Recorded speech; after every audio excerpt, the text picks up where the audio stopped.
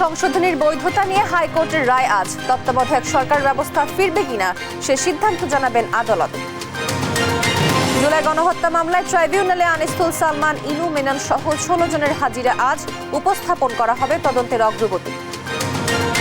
ময়মনসিংহে মামলা বাণিজ্যে জড়িত বিএনপি নেতা হয়রানির শিকার ব্যবসায়ী নিরীহ মানুষ, বাদ চায়নি নিজ দলের নেতাও।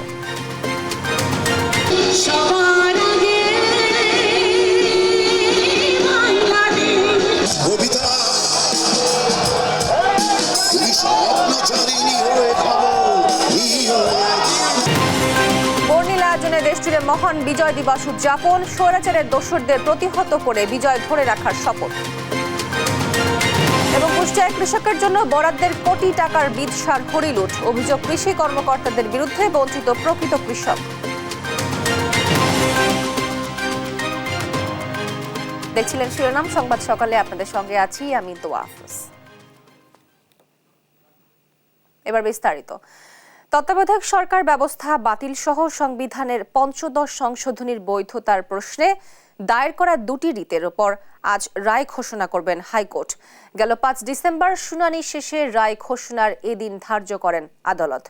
বিচারপতি ফারাহ মাহবুব ও বিচারপতি দেবাশিস রায় চৌধুরীর হাইকোর্ট বেঞ্চ এ রায় ঘোষণা করবেন। রিটকারীদের পক্ষে শুনানি করেন আইনজীবী শরীফ ভুইয়া, জয়নুল আবেদিন, শিশির মনির সহ অন্যরা।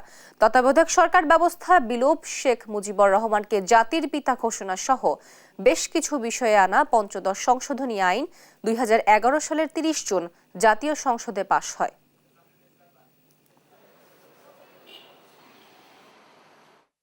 এ বিষয়ে আরো জানাতে সরাসরি যুক্ত হচ্ছেন সহকর্মী সাবরিনা মজুমদার। সাবরিনা, সংবিধানের ৫৫ সংশোধনী নিয়ে কখন রায় ঘোষণা হতে পারে, কি তথ্য আছে আপনার কাছে জানাবেন?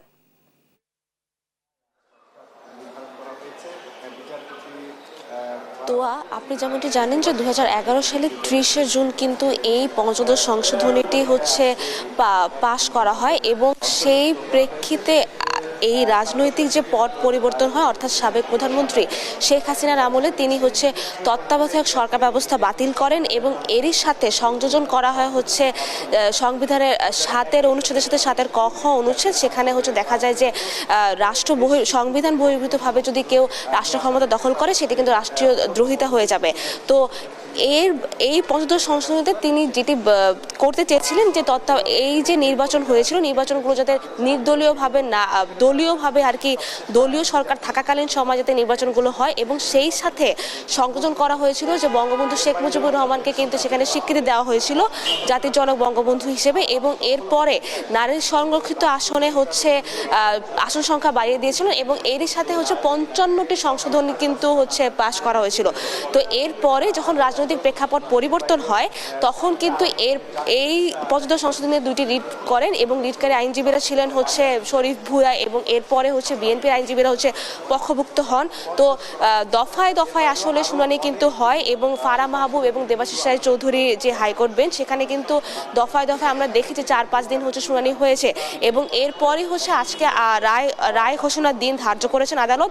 এই রায়টি আসলে যদি বাতিল হয়ে যায় তাহলে কিন্তু ৫৫টি যে সংশোধন দেওয়া হয়েছিল আসলে সেটিও কিন্তু বাতিল হয়ে যাবে, অর্থাৎ এর মধ্যে তার সাথে সাথে কিন্তু তত্ত্বাবধায়ক। তবে আমি আরেকটি জিনিস জানিয়ে দিতে চাই তোয়া, সেটি যে এই যে ৫৫ সংশোধনী যে রিট করেন বৈধতা নিয়ে, সেটি কিন্তু রিট করা হয় আসলে তত্ত্বাবধায়ক সরকার ব্যবস্থার প্রশ্নে। কারণ তত্ত্বাবধায়ক সরকার ব্যবস্থা যদি থাকাকালীন সময় কিন্তু আসলে নির্বাচন যদি হয় তাহলে সেটি নিরপেক্ষ হবে, কিন্তু যদি দলীয় সরকারের তত্ত্বাবধানে যদি নির্বাচন হয় তাহলে কিন্তু সেটি নির্বাচন নিয়ে প্রশ্ন থেকে যায়। তো এখন এটি ১ নাম্বার লিস্টে আছে, ১ নাম্বারে। তো এরপরে আমরা জানতে পারবো যে এই রায় নিয়ে শুনানি হবে এবং সেই রায় ঘোষণা করবেন আদালত। তো এরপরে আমরা জানতে পারবো যে এটি কি বাতিল হয় নাকি হয় না। তো এই ছিল সর্বশেষ খবর হাইকোর্ট থেকে। তোয়া, সংবিধানের ৫৫ সংশোধনী নিয়ে কখন রায় ঘোষণা হতে পারে সে বিষয়ে জানাচ্ছিলেন আমাদের সহকর্মী সাবরিনা মজুমদার। জুলাই আগস্টের গণহত্যা ও মানবতা বিরোধী অপরাধের মামলায় আন্তর্জাতিক অপরাধ ট্রাইব্যুনালে আজ হাজির করা হবে আওয়ামী লীগের সাবেক ১০ মন্ত্রী সহ 16 আসামিকে। এজন্য সকাল থেকে আদালত এলাকা ঘিরে নেওয়া হচ্ছে কড়া নিরাপত্তা ব্যবস্থা। মানবতা বিরোধী অপরাধের মামলায় গ্রেফতার দেখানো সাবেক মন্ত্রী আনিসুল হক, দীপুমণি, রাশেদ খান মিনন, হাসানুল হক ইনু, জুনায়েদ আহমেদ পলক, আমির হোসেন আমু সহ 16 আসামিকে দ্বিতীয়বার আজ ট্রাইব্যুনালে তোলা হবে। বর্তমানে অন্য মামলায় তারা কারাগারে আছেন। তাদের আদালতে হাজির করে মামলার অগ্রগতি জানাতে নির্দেশ দিয়েছিলেন বিচারক।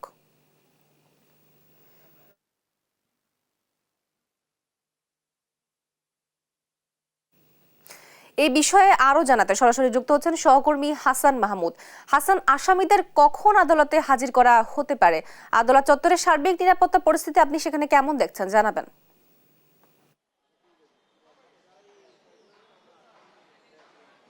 তো আপনাকে ধন্যবাদ। আপনি যেমনটা বলছিলেন যে আদালত চত্বরে কিন্তু ইতিমধ্যে আওয়ামী লীগের একজন সাবেক মন্ত্রী গাজী গোলাম দস্তগীর, তিনি কিন্তু নারায়ণগঞ্জের কেন্দ্রীয় কারাগার থেকে তাকে নিয়ে আসা হয়েছে এবং সেই গাড়িটি ইতিমধ্যে পৌঁছেছে। এবং বাকি যে দুটি গাড়ি আসার কথা, একটা কেন্দ্রীয় কারাগার থেকে যে দুটি আসার কথা, সেটি কিন্তু কিছুক্ষণ পরে হয়তো আসবে কেরানীগঞ্জ থেকে, এবং কাশিমপুর যে কেন্দ্রীয় কারাগার সেখান থেকেও কিন্তু আরেকটি গাড়ি আসার কথা, সেটি হয়তো আর কিছুক্ষণের মধ্যে পৌঁছবে। এবং আপনি জানেন যে আজকে 12 জন সাবেক হেভিওয়েট মন্ত্রী এবং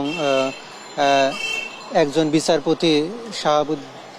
বিচারপতি শামসুদ্দিন চৌধুরী মানিক এবং আরও একজন সচিব জাহাঙ্গীর আলম, তাকেও কিন্তু উপস্থিত করা হবে। অর্থাৎ এর বাইরে কিন্তু সালমান এফ রহমান, যিনি সাবেক প্রধানমন্ত্রী শেখ হাসিনার একজন উপদেষ্টা ছিলেন, এবং তৌফিক এলাহি চৌধুরী, তিনিও প্রধানমন্ত্রী শেখ হাসিনার একজন উপদেষ্টা ছিলেন, তাকে কিন্তু আজকে হাজির করা হবে। অর্থাৎ মোট 16 জন আসামিকে কিন্তু আজকে আদালত চত্বরে হাজির করা হচ্ছে। এবং তাদের যে বিচারিক কার্যক্রম সেটি কতদূর অগ্রগতি হয়েছে এবং তদন্ত কর্মকর্তাদের অর্থাৎ প্রসিকিউশনের যে তদন্ত কার্যক্রম সেটি ঠিক কতদূর অগ্রগতি হয়েছে সেটি কিন্তু আজকে জানানো হবে। এবং তাদের ব্যাপারে অগ্রগতি কতটুকু হয়েছে সেটি কিন্তু আদালতে জানানো হবে। এর আগে আমরা জানি যে 18ই নভেম্বর এইসব আসামিদেরকে কিন্তু আদালতে তোলা হয়েছিল এবং তাদের ব্যাপারে যে সার্বিক অগ্রগতি সেটি কিন্তু জানানো হয়েছিল। এবং বাকি বিস্তারিত জানানোর জন্য আজকে কিন্তু প্রায় 1 মাস পরে তাদেরকে আদালতে তোলা হচ্ছে। অর্থাৎ আন্তর্জাতিক অপরাধ ট্রাইব্যুনালে যেসব মামলা হয়েছে গণহত্যার দায়ে গত জুলাই আগস্টে ছাত্র জনতার আন্দোলনে যেসব হামলা এবং গণহত্যার ঘটনা ঘটেছে, এর আগেও গুম সহ নানা অভিযোগে যেসব মামলা হয়েছে সেগুলোর কিন্তু আজকে সার্বিক তদন্ত প্রতিবেদন দেওয়া হতে পারে। এবং সেখানে কিন্তু আন্তর্জাতিক অপরাধ ট্রাইব্যুনালের যে কর্মকর্তারা প্রসিকিউশন, তারা কিন্তু আদালতের কাছে তাদের ব্যাপারে জানাবে এবং তাদের বিচারিক কার্যক্রম যেটি শুরু করা যাবে কিনা সেই ব্যাপারে কিন্তু আজকে মতামত চাওয়া হবে। তো এই ছিল আমার কাছে এখান থেকে সবশেষ পরিস্থিতি। আপনাকে ধন্যবাদ হাসান। আদালত চত্বর থেকে সর্বশেষ খবরাখবর জানাচ্ছিলেন আমাদের সহকর্মী হাসান মাহমুদ। বিডিআর হত্যাকাণ্ড নিশ্চিতে আগামী 5 কার্যদিবসের মধ্যে কমিটি করা হবে বলে জানিয়েছেন স্বরাষ্ট্র উপদেষ্টা জাহাঙ্গীর আলম চৌধুরী। সচিবালয়ের নিজ মন্ত্রণালয়ে এক ব্রিফিংয়ে তথ্য জানান তিনি। কমিটিতে অবসরপ্রাপ্ত বিচারক, পুলিশ ও সশস্ত্র বাহিনীর সদস্যদের রাখা হবে। তবে পুনঃতদন্ত হবে কিনা এই বিষয়টি আদালতের এখতিয়ার। গঠিত কমিটি বিডিআর বিদ্রোহের পুরো ঘটনা পূর্ণাঙ্গ তদন্ত করবে বলে জানান স্বরাষ্ট্র উপদেষ্টা। বিডিআর হত্যাকাণ্ডে পুনঃ তদন্ত এবং ন্যায় বিচার নিশ্চিতকরণে অন্তর্বর্তীকালীন সরকার বদ্ধপরিকর। এই লক্ষ্যে স্বরাষ্ট্র মন্ত্রণালয় অন্তর্বর্তীকালীন সরকার গঠনের পর থেকেই কাজ করে যাচ্ছে। আমি সকলের অবগতির জন্য ঘোষণা করছি, বিডিআর হত্যাকাণ্ডের ন্যায় বিচার নিশ্চিতকরণে আগামী 5 কার্যদিবসের মধ্যে একটি তদন্ত কমিটি গঠন করা হবে। এই কমিটিতে থাকবেন অবসরপ্রাপ্ত বিচারক, সিভিল সার্ভিস, সশস্ত্র বাহিনী ও পুলিশের অবসরপ্রাপ্তদের নিয়ে গঠিত।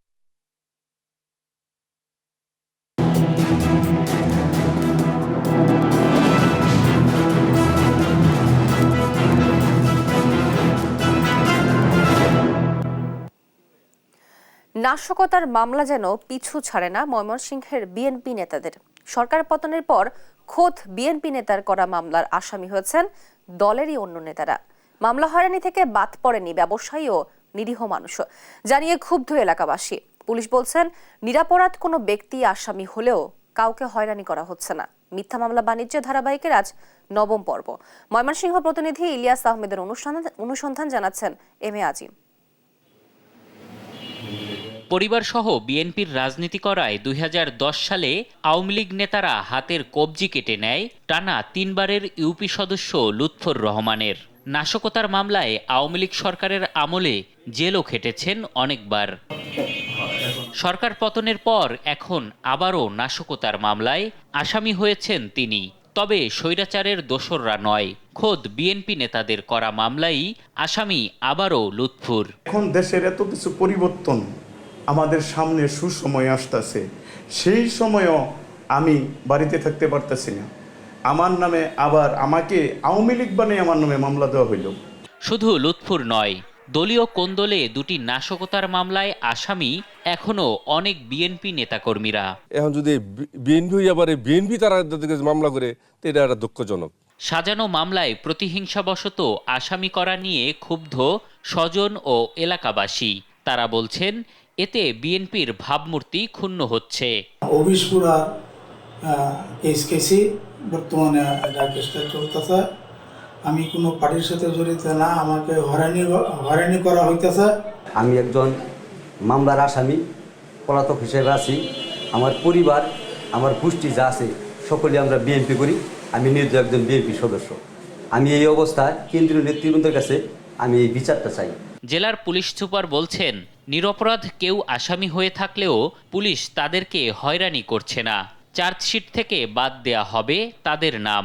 কাউকে গ্রেপ্তারের পূর্বে মামলাটার এজাহারভুক্ত আসামিদের সম্পর্কে পুঙ্খানুপুঙ্খানুভাবে জেনে অনুসন্ধান করে তারপর গ্রেপ্তার করা হয়। গত 5 আগস্টের পর জেলায় রাজনৈতিক মামলা হয়েছে 30টি। এতে 1716 জনের নামসহ 5575 থেকে 7045 জনকে আসামি করা হয়েছে। মোট গ্রেপ্তার করা হয়েছে 192 জনকে। এম এ আজিম, দেশ টিভি, ঢাকা। এবার অন্যান্য প্রসঙ্গ। মহান বিজয় দিবস উপলক্ষে বঙ্গভবনে বীরশ্রেষ্ঠ পরিবারের সদস্য ও বীর মুক্তিযোদ্ধাদের সংবর্ধনা দেওয়া হয়েছে। বঙ্গভবনে সংবর্ধনা অনুষ্ঠানে যোগ দেন সফররত পূর্ব তিমুরের প্রেসিডেন্ট হোসে রামোস হোর্তা। সোমবার বিকেলে বঙ্গভবনে রাষ্ট্রপতি মোহাম্মদ শাহাবুদ্দিন বীরশ্রেষ্ঠ পরিবারের সদস্যদের মহান বিজয় দিবসের শুভেচ্ছা জানান। এ সময় বীরশ্রেষ্ঠদের অবদান কৃতজ্ঞতার সঙ্গে স্মরণ করে রাষ্ট্রপতি বলেন, তাদের অবদান জাতির কাছে চিরস্মরণীয় হয়ে থাকবে। অনুষ্ঠানের প্রধান বিচারপতি, উপদেষ্টা পরিষদ সদস্য, রাষ্ট্রদূত, বিভিন্ন দেশের হাই কমিশনার, 3 বাহিনীর প্রধান, সিনিয়র রাজনৈতিক ব্যক্তিত্ব সহ কয়েক হাজার অতিথি অংশ নেন। অনুষ্ঠান শেষে নির্বাচন নিয়ে প্রধান উপদেষ্টার বক্তব্যে সন্তোষ জানান বিএনপির সিনিয়র নেতারা। আমি শুনেছি কথাটা, উনি আমার মনে হয় বর্তমান যে অবস্থা এবং জনগণের যে চাহিদা মানসিক, সেই চাহিদাটাকে তিনি উপলব্ধি করে এটাকে সম্মান দেখিয়েছেন এবং এইটা উনি যত দ্রুত পারেন যদি কার্যকর করেন তাহলে হয়তো দেশের মানুষের একটা স্বস্তি ফিরে আসবে। নির্বাচনের রূপরেখা তিনি ঘোষণা করবেন, তবুও তিনি যেহেতু সংস্কারের জন্য কিছু সময় চেয়েছেন, আমরা বিএনপির পক্ষ থেকে সবসময় তাকে সমর্থন জানিয়ে এসেছি, ভবিষ্যতেও সমর্থন জানাবো। মহান বিজয় দিবস উপলক্ষে নানা আয়োজনে মুখর হয়ে ওঠে রাজধানী সহ সারা দেশ। সরকারি বেসরকারি নানা উদ্যোগে মুক্তির এই আনন্দ উৎসবে যুক্ত হন সংস্কৃতি কর্মীরাও। এবার বিজয় দিবসের ব্যতিক্রমী আয়োজন সবার আগে বাংলাদেশ কনসার্ট। বিস্তারিত জানাচ্ছেন সঞ্জিদা আক্তার।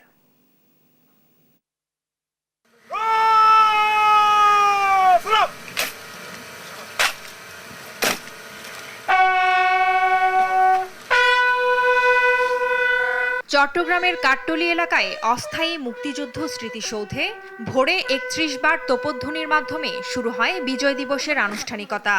এরপর মুক্তিযুদ্ধের শহীদদের প্রতি বিগৌল বাজিয়ে সশস্ত্র সালাম জানান পুলিশের চৌকস দল। অন্ন, বস্ত্র, বাসস্থান, শিক্ষা, স্বাস্থ্যের জন্য আমাদেরকে সংগ্রাম করতে হবে। কাজে আমরা মনে করি আজকের এই বিজয় দিবসটি আরেকটি বিজয় এই বছর আমাদেরকে স্মরণ করিয়ে দেয়। বিজয় দিবসের প্রথম প্রহরে রাজশাহী কোর্ট চত্বর শহীদ মিনারে ফুল দিয়ে শ্রদ্ধা জানান বিভাগীয় কমিশনার, জেলা প্রশাসক, পুলিশ সুপার সহ ঊর্ধ্বতন কর্মকর্তারা। পরে রাজশাহী কলেজ শহীদ মিনারে ফুল দিয়ে শ্রদ্ধা জানায় বিএনপি, জামায়াতে ইসলামী সহ বিভিন্ন রাজনৈতিক দল। ফ্যাসিস্ট আওয়ামী লীগ আমলে হওয়া প্রত্যেকটি হত্যার বিচার নিশ্চিতের দাবি জানিয়েছেন বৈষম্য বিরোধী ছাত্র আন্দোলনের সমন্বয়ক হাসনাত আব্দুল্লাহ। সেই সঙ্গে গেল 16 বছরের দুঃশাসনের পুনরাবৃত্তির চেষ্টা হলে তরুণ প্রজন্ম রুখে দিবে বলে হুঁশিয়ারি দিয়েছেন তিনি। সোমবার সন্ধ্যায় ইনকিলাব মঞ্চ আয়োজিত লাল জুলাই গানের প্রিমিয়ার অনুষ্ঠানে হাসনাত আব্দুল্লাহ এসব কথা বলেন। বিস্তারিত জানাচ্ছেন এনআই নাহিদ। এখন আমি শুনছি শহীদরা নাকি ফিরে আসে, যদি কেউ ফিরে দিতে পারে আমি আমার নাফিসকে সারা জাতির কাছে ফেরত চাই। বিজয় দিবসে ইনকিলাব মঞ্চের লাল জুলাই গানের প্রিমিয়ারে জুলাই বিপ্লবে শহীদ নাফিজ ও আনাসের ছেলেহারা মায়ের কণ্ঠে সন্তানদের ফিরে পাবার আকুতি। আমি ফিরে পেতে চাই আমার সন্তানকে। সোমবার শাহবাগ মোড়ে 47, 71 ও 24-এর বীর শহীদদের স্মরণে বিজয়ের লাল জুলাই অনুষ্ঠানের আয়োজন করা হয়। এতে শরীফ ওসমান হাদির লেখা জনতার কবিয়াল খ্যাত রাহাত শান্তনুর কণ্ঠে লাল জুলাই গানের প্রিমিয়ার হয়। এ সময় স্বাধীনতা সংগ্রামের আলোকচিত্র প্রদর্শনী, সচিত্র প্রতিবেদন পরিবেশন করা হয়। এতে অংশগ্রহণ করেন সমন্বয়ক হাসনাত আব্দুল্লাহ এবং নাট্য পরিচালক মাবরুর রশিদ বান্না সহ জুলাই গণঅভ্যুত্থানে শহীদদের স্বজনরা। 24-এর গণহত্যা, বিডিআর হত্যাকাণ্ড, শাপলা চত্বরে হত্যাকাণ্ড, ফেলানি হত্যা সহ আওয়ামী লীগের আমলে সংগঠিত প্রত্যেকটি হত্যার বিচারের দাবি জানান বৈষম্য বিরোধী ছাত্র আন্দোলনের সমন্বয়ক হাসনাত আব্দুল্লাহ। যদি বিচার নিশ্চিত করা না হয়, দেখছি আজকে কালকে কিন্তু অথবা এই ফ্যাসিস্টদের ভাষা আমরা সহ্য করব না। আমরা প্রত্যেকটি হত্যার, এই আওয়ামী ফ্যাসিস্ট আমলের প্রত্যেকটি হত্যার আমরা বিচার দেখতে চাই। 1947 থেকে 2024 সালের তথ্যচিত্র দেখতে এসে বিজয়ের শুভেচ্ছা বিনিময় করেন সাধারণ মানুষ। শান্তিপূর্ণ, অসাম্প্রদায়িক ও বৈষম্যহীন নতুন বাংলাদেশ বিনির্মাণে ঐক্য অটুট রাখার আহ্বান জানান তারা। মুসাবাই সাম্প্রদায়িক সম্প্রীতি বজায় রাখতে চাই। গানের প্রিমিয়ার শেষে ইনকিলাব মঞ্চ শাহবাগ থেকে একটি র্যালি নিয়ে টিএসসিতে যায়। NI Nahid, Desh TV, Dhaka. অনুমোদনহীন সিএনজি অটোরিকশা, ব্যাটারি চালিত অটোরিকশা মিশুকের দৈরথ্যে অতিষ্ঠ কুমিল্লাবাসী। প্রতিনিয়ত সৃষ্টি হচ্ছে যানজট। এ বিষয়ে জানাতে সরাসরি যুক্ত হচ্ছেন সহকর্মী মাওলা সুজন। সুজন, ভোগান্তি নিরসনের প্রশাসনের কোনো পদক্ষেপ দেখছেন কিনা, আর এই বিষয়ে সার্বিক চিত্র আমাদেরকে জানাবেন। দোয়া, আপনাকে যদি বলতে হয় যে নোয়াখালীর সড়কের চিত্র, তা আপনাকে শুরুতে একটি তথ্য জানিয়ে রাখতে চাই যে নোয়াখালী জেলা শহর মূলত এক রাস্তার একটি শহর। তো এই রাস্তাটি প্রায় এই শহরে প্রায় 15 কিলোমিটার ব্যাপী সোজা একটি সড়ক। তো এই সড়কে আসলে দিন দিন অবৈধ যানবাহনের সংখ্যা খুবই বাড়ছে। আর দেখা যাচ্ছে বিশেষ করে যে গ্যাস চালিত সিএনজি, ব্যাটারি চালিত অটোরিকশা, ব্যাটারি চালিত মিশুক, ব্যাটারি চালিত ইজি বাইক সহ যে আরো যে কিছু ছোট ছোট যানবাহন রয়েছে যেগুলো সড়কে চলাচল কোনো অনুমতি নেই, সেসব অবৈধ যানবাহনের সড়ক সয়লাভ রয়েছে। তো আপনি নিশ্চয়ই এখানে দেখতে পাচ্ছেন যে সড়কের বর্তমান চিত্র। আসলে সারি সারি সিএনজি দাঁড়িয়ে আছে যেগুলো গ্যাস দ্বারা চালিত। আসলে এগুলো যে লক্ষ্য করা গিয়েছে সকাল থেকে যেটি দেখলাম যে অধিকাংশ বেশিতে কোনো রেজিস্ট্রেশন নেই, কোনো নাম্বার প্লেট নেই। তো ধারণা করে চালকদের সাথে কথা বলে যেটি জানা গিয়েছে তা আসলে তারা যে মালিকদের কাছ থেকে ভাড়া নিয়েছেন, যে তাদেরকে দিন শেষে 500 টাকা করে ভাড়া দিতে হয়, কোনো সিএনজি 600 টাকা করে মালিককে ভাড়া দিতে, সেসব সিএনজি তারা মালিক থেকে নিয়েছেন। মালিক যদি রেজিস্ট্রেশন না করে তো তাদের তো করার কিছু নেই। অপরদিকে কিছু মালিকের সাথে কথা বলে যেটি জানা গিয়েছে তারা আসলে দীর্ঘদিন ধরে রেজিস্ট্রেশন করার জন্য আবেদন করেছে, কিন্তু বিআরটি থেকে প্রয়োজনীয় কোনো পদক্ষেপ বা ফিডব্যাক না আসে তারা আসলে রেজিস্ট্রেশন নাম্বার পাচ্ছেন না, ফলে তাদেরকে নাম্বার ছাড়াই রাস্তায় চলাচল করতে হচ্ছে। তো অপরদিকে জেলা সচেতন মহল যেটি বলছে যে বিশেষ করে গ্যাস চালিত সিএনজির ক্ষেত্রে যে বিআরটির এক শ্রেণীর অসাধু কর্মকর্তা যারা রয়েছে তাদের যোগ সাজুজে যে নাম্বারবিহীন বা রেজিস্ট্রেশনবিহীন গ্যাস চালিত সিএনজি অহরহভাবে রাস্তায় চলছে।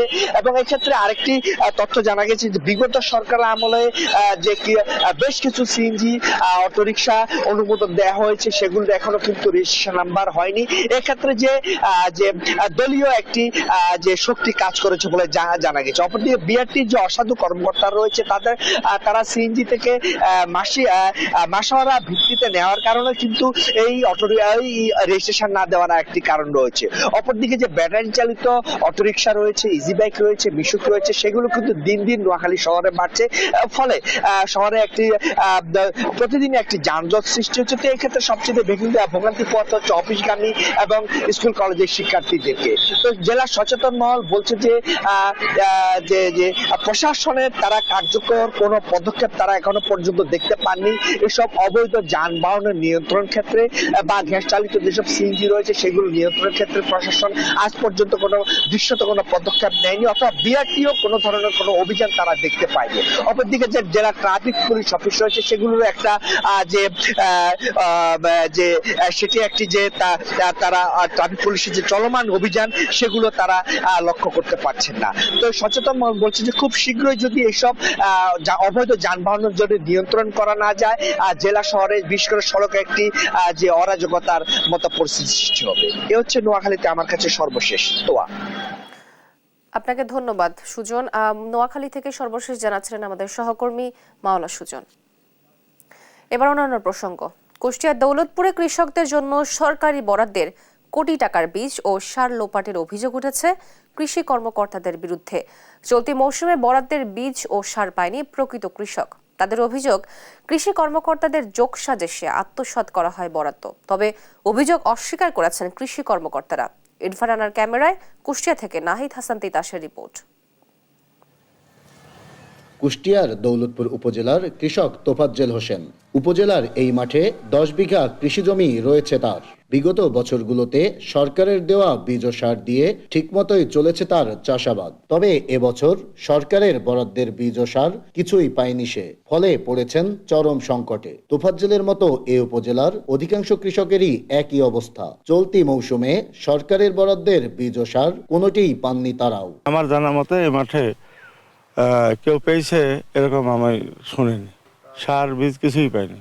যোগ্য ভোর আমরা কিছু পাইনি, বেশি ফেলে কি করে এটা আমরা বলতে পারবো না। আমাদের একটা এখানে আবদার বা আবেদন যে আমাদের কৃষি অফিসাররা দিচ্ছে কোথায়, বেটা যাচ্ছে কোথায়, এটা আমরা জানতে চাচ্ছি। কৃষকদের অভিযোগ, কৃষি অফিসের কর্মকর্তাদের যোগসাজশে হরিলুট করা হয়েছে তাদের জন্য বরাদ্দের বীজ ও সার। তাই এমন অনিয়মের সাথে জড়িতদের বিরুদ্ধে তদন্ত সাপেক্ষে ব্যবস্থা চাই তারা। কারা নিচ্ছে, কারা দিচ্ছে, এগুলো আমরা বলতে গেলে কৃষি অফিসারকে বলছে তোমাদের মাল দেওয়া হয়ে গেছে, অথচ আমাদের মাল আমরা পাচ্ছি না।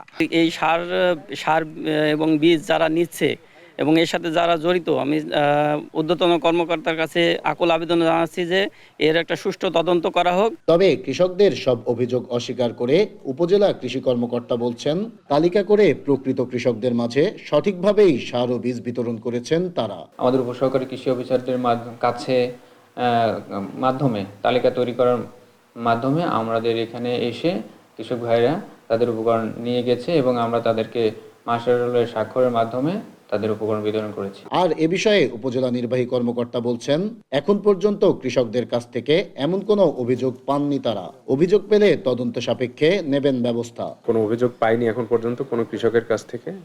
যদি কোনো কৃষক অভিযোগ করে যে তারা পাচ্ছে না, কারণ তখন আমরা এটার ব্যবস্থা নেব। সরকারের বরাদ্দ দেওয়া সার ও বীজ হরিলুটের সাথে জড়িতদের বিরুদ্ধে দ্রুত তদন্ত সাপেক্ষে ব্যবস্থা নেওয়ার দাবি কৃষকদের।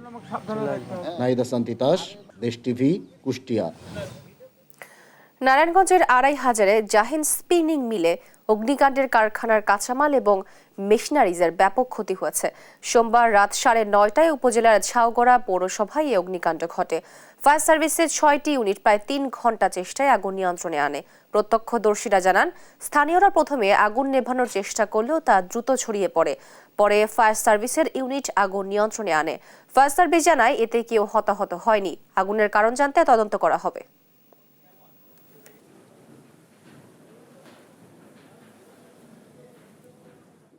আন্তর্জাতিক প্রসঙ্গ। এবার আস্থা ভোটে হেরে গেলেন জার্মান চ্যান্সেলর ওলাফ শলস। ফলে বর্তমান সরকারের মেয়াদ শেষ হওয়ার আগে নির্বাচনের পথে ইউরোপের অন্যতম শক্তিশালী অর্থনীতির দেশটি। এর আগে এই ভোটাভুটিতে হেরে যাওয়ার আশঙ্কা প্রকাশ করেছিলেন শলস। সোমবারের ভোটাভুটিতে হলেও তাই। নাসরিন আক্তারের রিপোর্ট। আশঙ্কায় সত্যি হলো জার্মান চ্যান্সেলর ওলাফ শলজের। সোমবার পার্লামেন্টে অনাস্থা ভোটে হেরে গেছেন তিনি। ভোটে পরাজিত হবেন বলে আগে থেকে আশঙ্কা ছিল ৬৬ বছর বয়সী এ নেতার। ভোটের পর জার্মানির পার্লামেন্ট বুন্দেসট্যাগ ভেঙে দিতে পারবেন দেশটির প্রেসিডেন্ট ফ্রাঙ্ক ওয়াল্টার স্টেইনমেয়ার। সোমবার সংসদে অনুষ্ঠিত ভোটে ৭১৭ জন আইন প্রণেতা তাদের মতামত প্রদান করেন। এর মধ্যে বিপক্ষে ভোট পড়ে ৩৯৪টি। চ্যান্সেলরের পক্ষে সমর্থন দেন ২০৭ জন।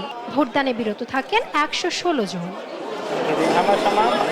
সোমবার অনাস্থা ভোটে হেরে যাওয়ার পর জার্মান পার্লামেন্টকে আগাম নির্বাচন দিতে অনুরোধ জানান খোদ চ্যান্সেলর।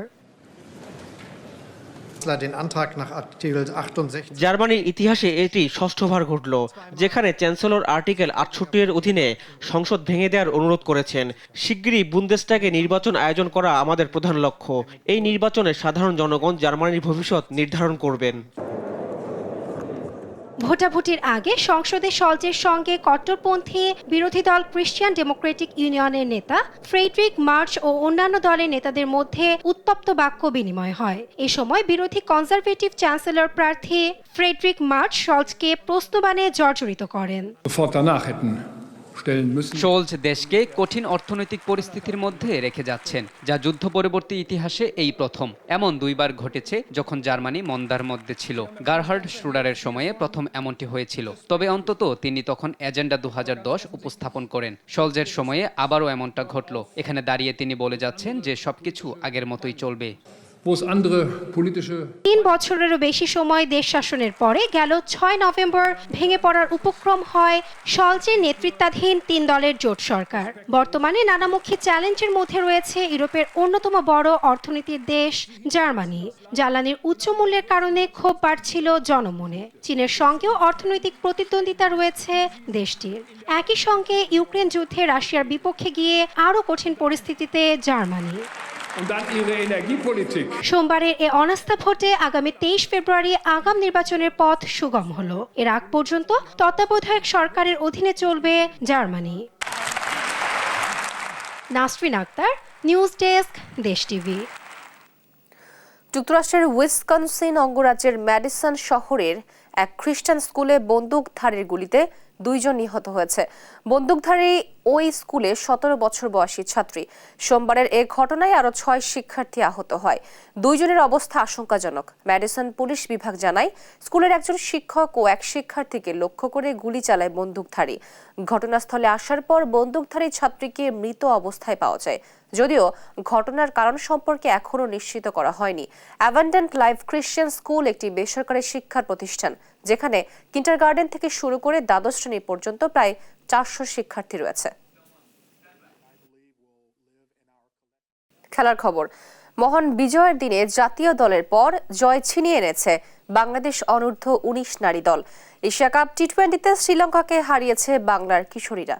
নারী দল জয় পেয়েছে 28 রানে। এদিন টস হেরে প্রথমে ব্যাট করে বাংলাদেশ তোলে 9 উইকেট 122 রান। সাদিয়া আক্তার 31, আফিয়া আসিমা 25 এবং সুমাইয়া আক্তার করেন 24 রান। জবাবে 7 ওভারে 2 উইকেটে 47 রান তোলে শ্রীলঙ্কা। এরপর ফারজানা ইয়াসমিন, সুমাইয়া আক্তারদের নিয়ন্ত্রিত বোলিংয়ে ধারাবাহিকভাবে উইকেটও হারাতে থাকে লঙ্কানরা। অধিনায়ক সুমাইয়া 3টি এবং ফারজানা ও নিশিতা আক্তার 2টি করে উইকেট নেন। টুর্নামেন্টে বাংলাদেশের পরের ম্যাচ আগামীকাল স্বাগতিক মালয়েশিয়ার বিপক্ষে। লিটন দাসের অফ ফর্ম নিয়ে বেশ চিন্তায় বাংলাদেশের দলের নির্বাচকরা। লিটনকে নিয়ে টিম ম্যানেজমেন্টের যথেষ্ট কাজ করার সুযোগ এসেছে। এদিকে জাতীয় দলের জন্য তামিম ইকবালকে নিয়ে শুরু হয়েছে আলোচনা। নির্বাচকদের সঙ্গে আলোচনা করে সিদ্ধান্ত নেওয়া হবে। সোমবার সাংবাদিকদের এসব কথা জানিয়েছেন জাতীয় দলের প্রধান নির্বাচক গাজী আশরাফ হোসেন লিপো। রিফাত আঞ্জুমের রিপোর্ট। বাংলাদেশ দলে বর্তমানে সবচেয়ে সমালোচিত ক্রিকেটারের নাম লিটন দাস। সেন্ট ভিনসেন্টে ওয়েস্ট ইন্ডিজের বিপক্ষে প্রথম টি-20তে তার অধিনায়কত্বে দারুণ জয় তুলে নিয়েছে বাংলাদেশ, কিন্তু ব্যাট হাতে ব্যর্থ লিটন। ওয়ানডেতে ব্যর্থতার রেশ লিটন টেনে এনেছেন টি-20তেও। লিটনের এমন বাজে ফর্মের চেয়েও তার আউট হওয়ার ধরন বেশি চিন্তায় ফেলেছে প্রধান নির্বাচক গাজী আশরাফ হোসেন লিপুকে। জানান, তাকে নিয়ে টিম ম্যানেজমেন্টের কাজ করার সময় এসেছে। এতটুকু বলতে পারি, we are certainly concern about the way he is getting out, and near future যদি সেখানে কোনো কিছু মেরামতের প্রয়োজন হয় মেরামতের জন্য কোচরা আছেন, যদি সাময়িক বিরতি নেওয়ার প্রয়োজন হয় তার জন্য কোচরা আছেন, অথবা তিনি যদি আগামীতে আরও দুটো খেলা আছে সেখানে আবার ফেরত আসতে পারেন, that will be most welcome.